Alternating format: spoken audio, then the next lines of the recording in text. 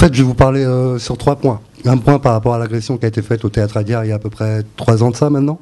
Un deuxième point sur la faillite des structures et la non-présence pendant cette agression. Et un troisième point sur la détermination qui m'a renforcé moi et pas mal de militants par rapport à la Palestine et au mouvement de solidarité.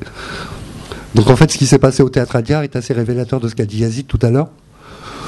C'était un petit groupe de jeunes entre 16 et 22 ans qui étaient venus en présence de commandos et qui étaient venus taper du pro-palestinien, vite fait, bien fait. La scène, elle a duré à peine 1 minute. Ils sont venus agresser un chanteur qui s'était isolé sur le côté, qui fumait sa cigarette entre 2 séances du spectacle.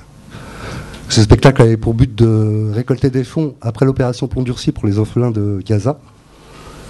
Et du coup, ils sont arrivés, ils ont commencé avec des matraques télescopiques à frapper le chanteur. Ils l'ont mis à terre. Du coup, je me suis dirigé pour lui porter secours. Ils se sont dirigés vers moi et en l'espace de 30 secondes, ils m'ont couché à terre. Et ils sont partis, ils avaient garé une quinzaine de scooters sur une rue un petit peu plus loin. Et la scène a dû durer même pas 2 minutes.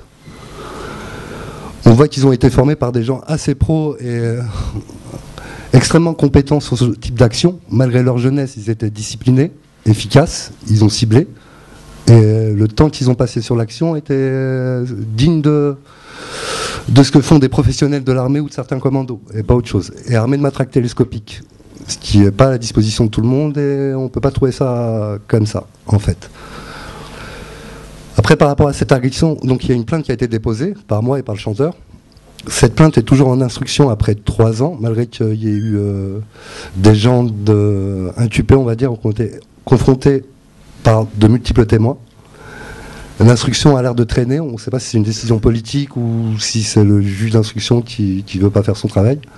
Je lui ai envoyé un courrier en recommandé pour réclamer une entrevue avec lui, puis pour faire avancer le dossier. Ce procès, normalement, devrait faire tomber des têtes qui sont un petit peu connues de la LDJ, qui ont été confrontées pour la Xème fois et convoquées, et qui seraient peut-être convoquées ici à procès pour la Xème fois également. Par contre, par rapport à cette agression, à l'époque, il y avait une faillite des structures pour intervenir et pour assister les gens. Personne n'est venu voir le chanteur. Et en fait, c'est un réseau d'indépendants qu'on appelle les frères, qui m'ont fourni un avocat, qui sont venus me voir et qui se sont mis en lien avec moi. Et ça, c'était à déplorer. Maintenant, on est un petit peu plus opérationnel, on va dire. Et le troisième point, c'est par rapport à ma détermination. Avant, j'étais plutôt dans le mouvement de solidarité, comme il s'intitule, en solidarité avec les Palestiniens. Pour moi, c'était une guerre lointaine, quelque chose d'assez loin. Depuis le jour, pour moi, c'est devenu plutôt un combat personnel et intime. Et je ne perçois plus le conflit palestinien comme un conflit local, mais plutôt comme un conflit global, où les champs de bataille sont assez multiples. Et la France, pour moi, est un champ de bataille.